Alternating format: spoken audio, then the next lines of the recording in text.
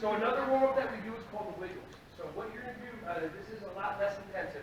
Stand up for a second. Okay. So you're going to wiggle your body, and this is just teaching kids how to move around. So everybody wiggle one hand, we're going to wiggle your hand.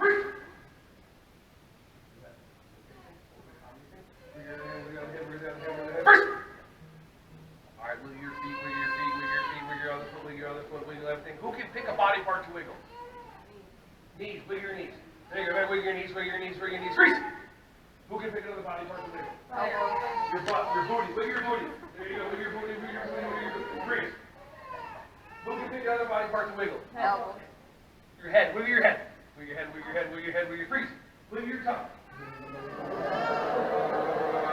Wiggle your ears. Hey everyone, thank you so much for watching my videos. Ron Schwally here. Just wanted to say I appreciate you.